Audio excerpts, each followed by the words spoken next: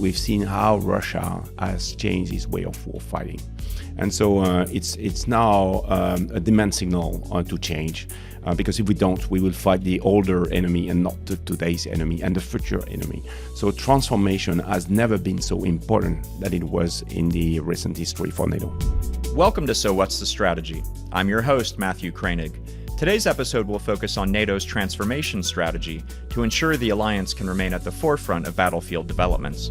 Today we are recording on location at the Atlantic Council's Distinguished Leadership Awards in Washington, D.C. And our guest today is one of our honorees, Admiral Pierre Vandier, Supreme Allied Commander Transformation at NATO. NATO Allied Command Transformation, or ACT, leads the alliance's military adaptation and coordination efforts across member states. ACT works to identify challenges and opportunities to ensure that the alliance maintains a warfighting edge over its adversaries. Previously, Admiral Vandier served as Chief of Staff of the French Navy, where he led major efforts to modernize France's maritime forces and adapt them to the demands of high-intensity conflict. Over the course of his distinguished career, he has held a range of senior operational and strategic roles with deep experience in naval warfare, joint operations, and defense transformation. As you can see, Admiral Vandier is the perfect person to talk about NATO's transformation strategy.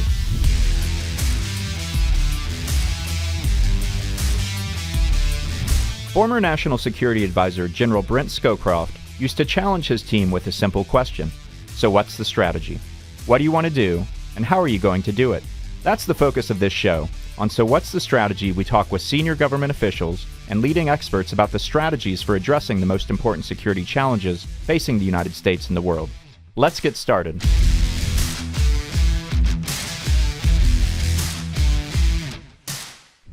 Admiral Vandier, welcome to So What's the Strategy? Thank you for having me. Yes, it's an honor to have you. And let's start with the strategic context for your command. You're responsible for transformation, always an important, difficult topic. But now, as we see the character of warfare changing in Ukraine, in Iran, with drones, with AI, are we living through a revolution in military affairs? And how do you assess the changing nature of conflict? Everybody is speaking of NATO 3.0. In fact, NATO that has been built after the Cold War, which is now 32 nations, which has a very wide area for responsibility, is the first time in this history of this new NATO that it's confronted to a long-lasting threat. And what we've seen in Ukraine during this beginning fifth year of war is that we see a change of character of war. And even if you can argue that the Ukrainians are not fighting with all the stuff we have on the inventory in NATO, the enemy gets a vote. And we've seen how Russia has changed its way of war fighting. And so it's now a demand signal to change. Because if we don't, we will fight the older enemy and not today's enemy and the future enemy. So transformation has never been so important than it was in the recent history for NATO. Mm-hmm. And as you and our viewers may know, NATO has some recently approved regional plans. There are capability targets tied to those. But I've heard some experts say, war is changing so quickly that maybe those plans need to be updated already. Is that correct? Or you think we're good with the plans and the capability targets we have currently? So the big endeavor we have today is that the capability targets are capabilities and effects. It's not an inventory. That means that we translate the plans in capabilities, and then we have a discussion on what means these capabilities. So you can fulfill goals and effects with different ways. And the big discussion and the transformation we are conducting today is how you can answer new demands, new problems, new capability demands with new stuff. Not only tanks for tanks, ships for ships, aircraft for aircraft. We have some pretty good examples of what we are doing at the moment.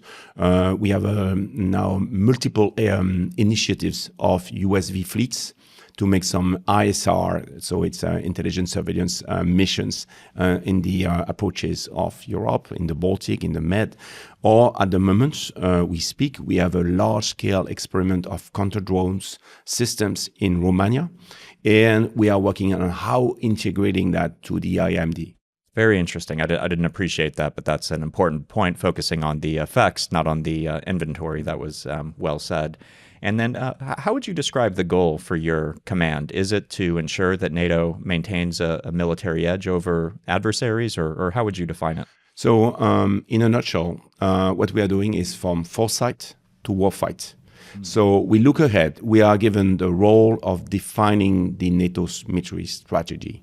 And we work on that. So what is the future of the enemy? What is the long-term confrontation with Russia?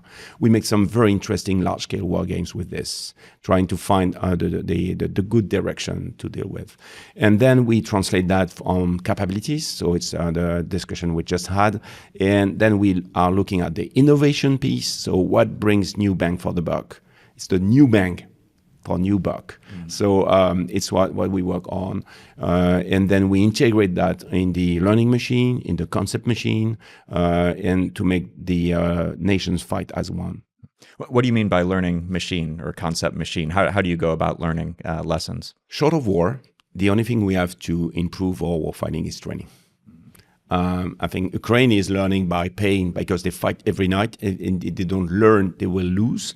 But we are not at war yet.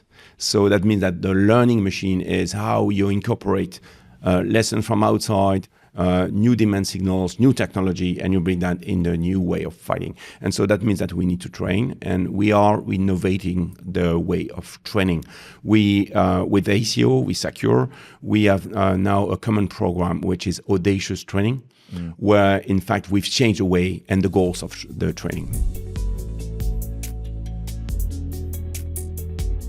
So as you and our listeners probably know, last year at the NATO summit, there was this historic pledge. All allies are going to spend 5% of GDP on defense, 3.5% on core defense, 1.5% on other security-related spending.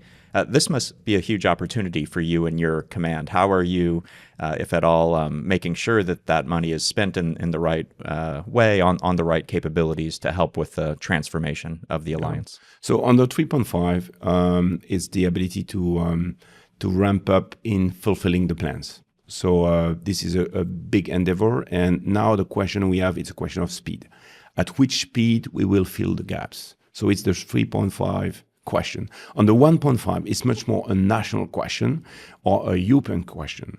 In fact, NATO is defending its own AOR, and the 1.5 is about resilience, medical support, all the grids to maintain, power grid, communication grid, space grid, all these things that are, I say, much more on the civilian side, a little bit dual, but where, in fact, a cohesive action is needed. For example, I give you the railway grid.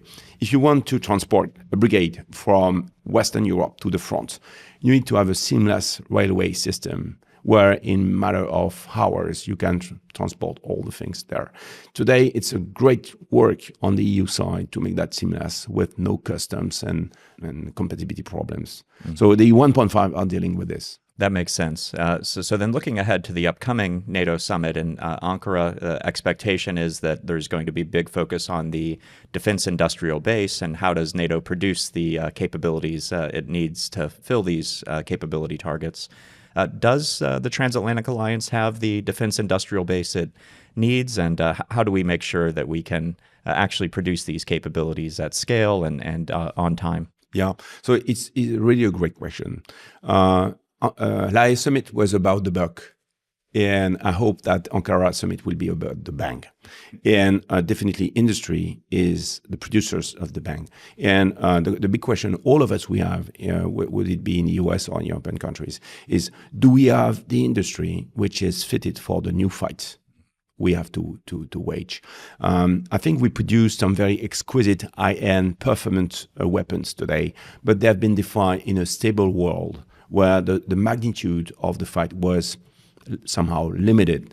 Today, we are confronted to large-scale protected conflicts. And so we need to have the industry which is able to deal with this and which is adapted to what we are today. We are not anymore in the 80s with a lot of industry on our homelands. A lot of things has been done in globalization.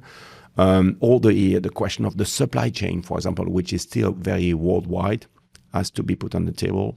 And we need to think about what are the weapons that make us, I would say, sovereign It's all the story of the gap between the forecastle and the mine, raw materials, all these things. So today, if you produce something which is so much dependent of what the adversary owns, you can't pretend that you are able to make a long protracted conflict with them.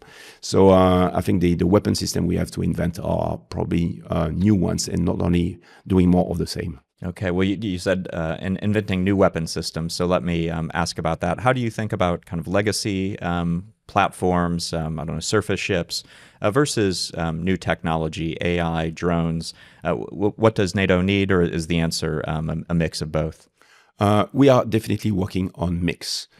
We have launched a program which, my command, Allied Command Transformation, launched a program which name is Force Lethality Enhancement, which is based on multiple studies where we simulate with modeling and simulation tools, even at secret level, what is the mix.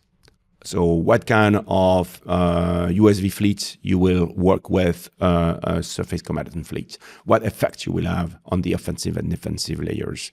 And that brings a lot of healthy thinking and reflections. As an example, we could have had today a USV fleet in the Strait of Hormuz. That would be possible. The tech is there. So now we need to bring that in real. We need to put that in the planning, in the NDPP, and create the initiatives that will bring that for real. And as example, this summer you will have Finland, Sweden, and Denmark that will put together the first USV fleet in the Baltic. So transformation, a big task in a single country, you essentially have to do it for 32 countries. So how do you ensure interoperability across the alliance, and how do you ensure that these 32 nations are all going in the same direction? So it's really a great question, because we inherit 30 years of so-called peace, eternal peace, where the focus was not on interoperability. Today, roughly 50% of the common standards are not applied by the nations, and even the big ones. So there is a lot of work to do to build a system that are interoperable and not interchangeable.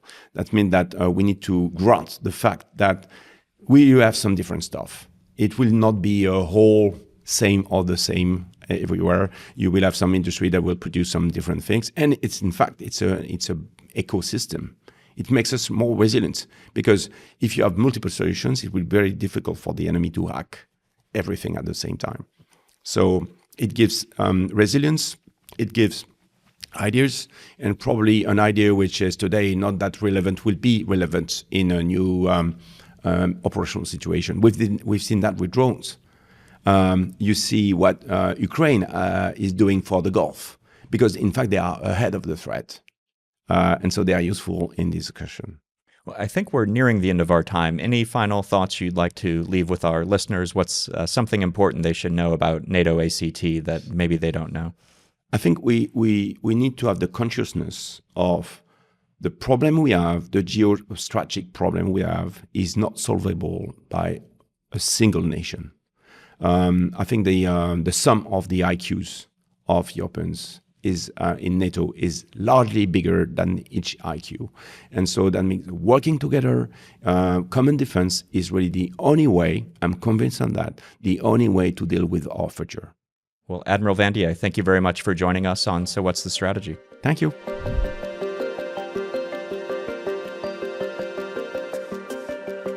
Military historians talk about revolutions in military affairs that have fundamentally changed international politics and the character of warfare, from the gunpowder revolution in the 1600s to the nuclear revolution in 1945. We might be living through one of those revolutions right now as we see unmanned systems and artificial intelligence change the battlefield. In Ukraine, for example, we saw a country without a navy essentially cripple Russia's Black Sea fleet. So transforming the alliance is difficult at any time, but right now incredibly important to ensure that the free world can maintain its military edge. And as we heard today, Admiral Vandier and the NATO AC team is working every day to take on this important challenge. This concludes our episode. Thank you for listening. Be sure to subscribe to So What's the Strategy wherever you get your podcast. We look forward to seeing you again soon.